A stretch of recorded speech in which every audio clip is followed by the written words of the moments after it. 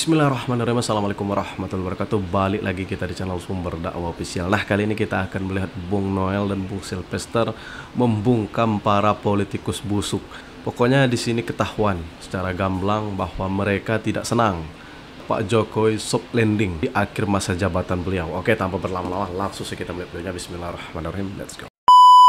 Banyak orang-orang yang tidak menginginkan Pak Jokowi soft landing. Gitu. Kedua, kita lihat ya banyak ya tadi saya sampaikan awal tadi bahwa sinisme politik ini makin kemari makin gila gitu, makin uncontrol menurut saya. Sebetulnya narasinya Bung Noel itu juga sinisme politik. Berapa? Sinisme politik. Loh, karena berasumsi bahwa orang yang melakukan kritik, melakukan hal-hal yang ini kritik atau bukan? Enggak, Gini, dan, maksud saya yang terorkestrasi itu kritik apa? Maksudnya, gitu loh. Enggak, pertanyaan saya gini. Asumsi Anda Asumsi itu gini, juga lihat adalah dulu. sinisme politik.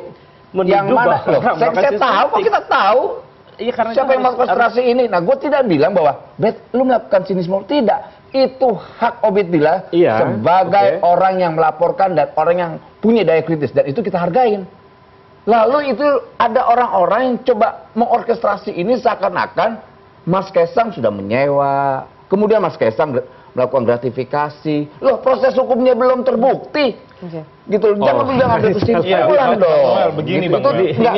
Itu peradilan yang tidak adil menurut saya. Iya, benar sekali. Kalau kita sepakat bahwa hukum di atas segala-galanya, ya hargai dong. Inilah gitu. Gambaran ketika masyarakat melancarkan kritik, langsung di framing ada sinisme kepada Pak Jokowi. Satu.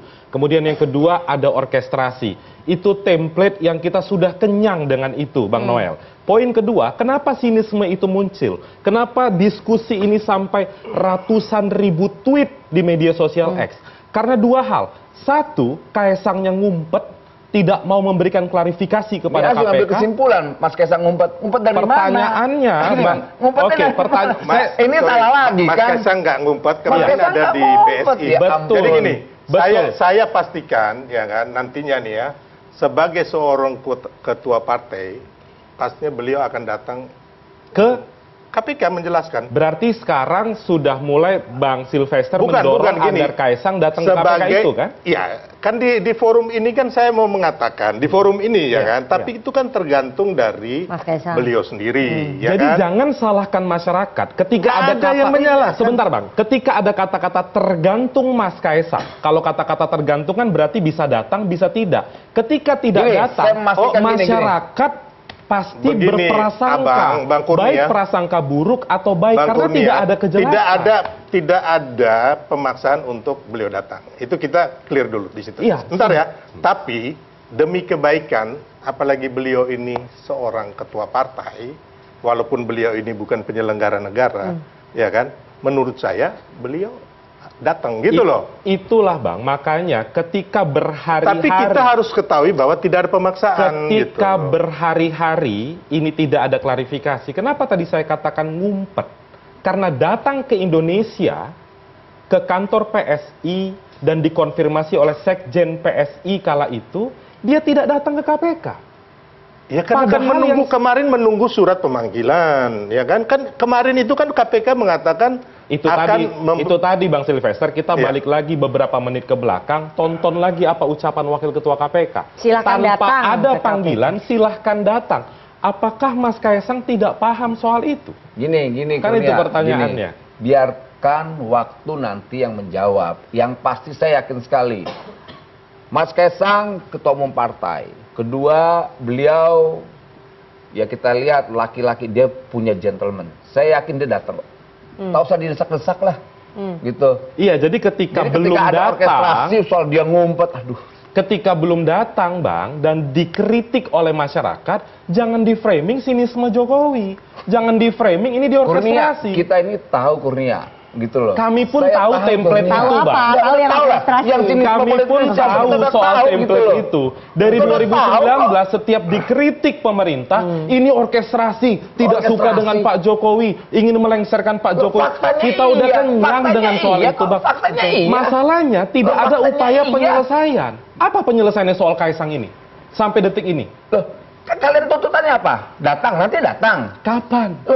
Dia tergantung dia Seharusnya dong. acara political show Rifana ini nggak ada tentang Kaisang kalau Kaisang udah datang. Saya yakinkan Kurnia, beliau pasti datang. Apalagi Kinan kawan-kawan. Apa jaminannya? Loh, kok apa aja? Loh, sekarang saya bilang iya. Sudah di Jakarta Ini iya, tidak datang. Mas ini juga dia sama Dimintai kasusnya pendapat kayak sama MK. jurnalis saja lah. Ketika MK putuskan, Bagaimana kita mau? Bang Bagaimana Kurnia, kita jadi jadi gini, pada ini kan kita nih terlalu jauh nih ya. Nggak terlalu jauh, Bang. Ini Enggak, diskusi saya mengambil diskusi Loh, Bukan terlalu bulan jauh loh ngumpet, sampai nggak orang terlalu jauh. Bilang orang ngumpet. melaporkan ke Polda bahwa Mas Kaisang menghilang dan Anda bilang Mas Kaisang ngumpet. Ini udah terlalu jauh gitu. Loh enggak, saya dengar ngomong dengar itu dalam konteks penegakan hukum. Gini, KPK. saya meyakini Mas Itu kan Kaisang dalam akan, konteks akan gini. datang ya kan, karena walaupun beliau ini bukan penyelenggara negara, tapi sebagai seorang ketua partai Dia ya akan kan, dan juga masyarakat tentunya supaya ini clear, beliau akan datang gitu loh Bang. Oke, Logikanya kan di situ. Dan itu kami, saya catat tuh. Bang bahwa Ubed, saya dari tadi kan Oke. mengapresiasi Oke. atas laporan Bang Saya Ubed. apresiasi juga kalau kemudian berdua meyakini bahwa Kaisang akan datang. Iya. Yakin dong? Enggak Ya, mungkin enggak? oke, itu saya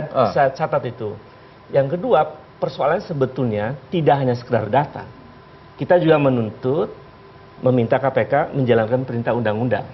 Iya. Jika kemudian proses itu berjalan, maka bisa dilanjutkan dengan misalnya menemukan data-data dalam klarifikasi, Iya. Oke. penyidikan akan dilanjutkan gitu. Iya. Jadi itu yang kita inginkan, Ya, nggak bahwa apa-apa, nggak KPK apa-apa. bertindak on the track. Iya, masalahnya Jadi, di mana? Problemnya di mana? Mbak Rifana, harusnya orang-orang dekat Mas Kaisang itu bisikin ke Mas Kaisang, datang ke KPK itu tidak langsung rompi orange. Karena forumnya klarifikasi, forumnya di Ya, nggak penyelidikan. mungkin nggak rompi Itu orange, maksud saya itu, sabar. Bang Silvester, maksud saya itu agar Mas Kaisang Ini itu kita udah ngomong nasib segera orang dengan rompi aja. bukan. Maksud saya begini, Bang. Bang Kurnia. Maksud saya begini. Iya. Ketika Mas Kaisang itu datang, itu tidak ada konsekuensi hukum Iya. terhadap yang bersangkutan atas keterangannya. Akan tetapi ketika dia datang, dia bisa menetralisir suasana. Iya. Lah ya biarkan aja dulu. Menjawab nggak apa-apa. pertanyaan Gini, publik. Gini, Kurnia. Ini udah lebih dari Ini kan punya 2 hak- minggu ini. Publik punya Masyarakat hak bertanya-tanya. untuk bertanya. Ya. Minta Dia klarifikasi juga seperti punya itu. hak untuk menjawab. Biarkan aja dulu. Biarkan dulu Ketika orkestrasi ini publik- berjalan. Ketika dibiarkan publik dong. berhak mempertanyakan, itu orkestrasi bukan, Bang? Gini Kurnia, itu pertanyaan publik. Kita tahu nih yang orkestrasi ini, para politisi busuk ini politisi busuk nih. Kalau Anda memaksakan untuk saya jawab politisi busuknya. Nggak usah. Gitu. Kalau enggak ya udah Publik enggak. itu udah pintar, Bang. Bukan. Publik itu ketika membaca undang-undang tindak pidana korupsi, gratifikasi, muncul imajinasinya. Ya nggak apa-apa saja. Ya itu dia, makanya Gitu ketika loh. publik mendiskusikan itu, tersinggung ratusan ribu orang itu ketika Bang Noel mengatakan itu diorkestrasi. Loh, ini memang benar kok. Gimana kok? Saya bertanggung jawab terhadap pernyataan saya. Saya tidak akan pernah mundur dari hal itu. Gini. Gitu loh. Baik. Sudah, nah, itu saya sependapat sekali dengan Bang Noel. Jadi ya memang betul. Apalagi di akhir masa jabatan Pak Jokowi, banyak sekali politisi-politisi busuk yang pokoknya tidak ingin Pak Jokowi soft landing dengan sempurna di akhir masa jabatan beliau. Saat mereka berkuasa, siapa yang menjamin? Apakah mereka akan bisa sesederhana Pak Jokowi? Apakah mereka bisa belusukan dan terus bersama rakyat seperti Pak Jokowi? Apakah mereka bisa terus mengontrol atau mempertahankan fondasi-fondasi ekonomi di saat negeri ini krisis seperti Pak Jokowi? Jadi siapa yang bisa menjamin seperti Kurnia tadi? Itu hanya bisa sekedar omon-omon doang kan, sekedar bisa memprovokasi warga saja. Terkadang kita melihat politikus itu sangat kritis di saat mereka tak punya kuasa. Tapi di saat mereka berkuasa, jangan-jangan mereka sangat ambisi dan sangat tamak akan dunia. Dan tentunya jadilah warga negara yang tidak termakan isu hoax, jadilah warga negara yang baik dan taat dan selalu berpikir positif dengan apa keputusan pemerintah. Saya akhiri, wabillahi taufiq wal hidayah. Wassalamualaikum warahmatullahi wabarakatuh.